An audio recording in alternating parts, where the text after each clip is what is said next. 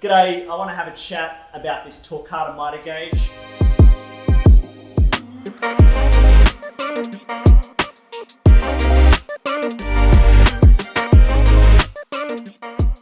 It's a really solid piece of kit. It's a very effective and accurate mitre gauge, but it also allows you to do really nice box joints quickly and effectively with very high repeatability. So, you know, I made this the other day when I was testing this out. It's not glued together, but I'll quickly run through some of the features that I like, and then I'll just touch on how you would go about cutting these box joints.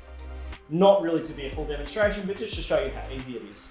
Just quickly, some of the things I like about this mitre gauge: really solid, well built, solid aluminium fence here, really nice stainless protractor with 5-degree increments, plus a little ½ degree at 22.5. Now, these give you a really positive lock at those 5-degree increments, but you can also lock this fence at any point on that protractor. You don't have to use it at those 5-degree points. That just gives you a little positive notch so you know where you are. Micro adjustment on the back, so you can always get it exactly square. And from square, it means all those other increments are also going to be accurate. So that's really good. Because it's built all around an aluminium T-track, you can easily replace this fence. At the moment, it's a phenolic, a heavy-duty plastic. You can put some ply or some MDF on there if you want.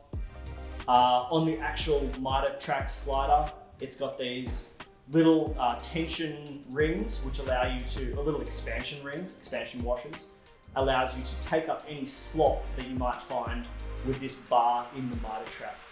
Now, the kit comes with a bunch of Allen keys and stuff that you can use to set all of this stuff and get it nice and tight. It's easy to set up, it's accurate, it runs smoothly in the track because of those little expansion washers.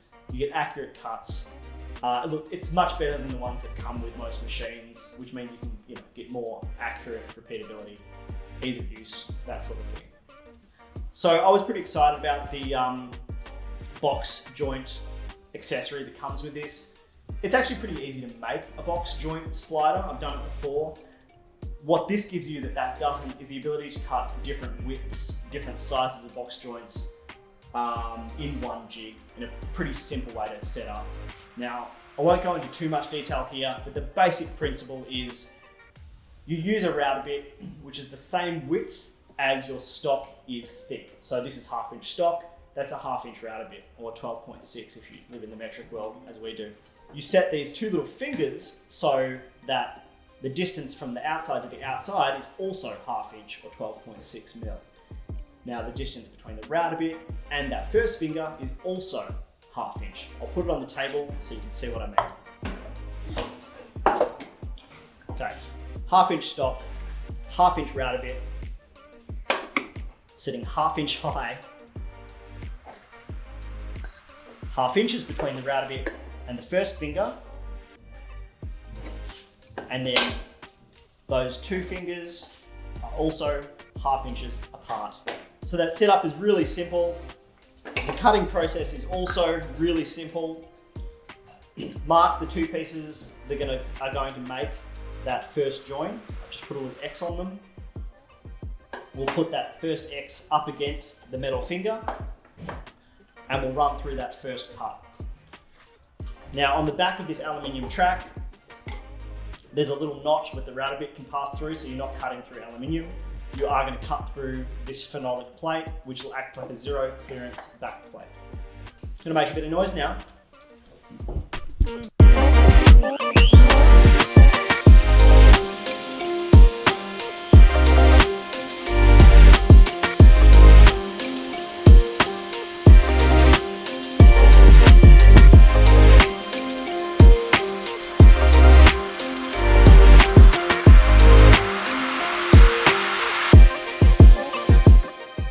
Alright, so very simple to use. You'll get the hang of it really quickly. You don't have to use 1/2 inch stock. Like I said, you just need to match the stock with the router bit and set up the jig accordingly. That joint is really nice and tight, and you can actually adjust how tight that's going to be. So right now, there's not too much friction in that. I can move that pretty easily. If I wanted to, I could get it so it was actually a little stiffer, which makes glue up a little harder, but still, a slightly tighter joint is always good. So, good jig, well made, easy to use, really nice and solid, good adjustability, and the added benefit of being able to use that box joint jig. Now, the process of using this on a table saw with a dado stack is pretty much identical. You just need to get a 1/2 inch dado stack or whatever thickness of stock you're using. Otherwise, the use of this jig will be pretty much exactly the same, the setup and use. Have a play with it yourself. When you pick it up, you'll see the weight in it.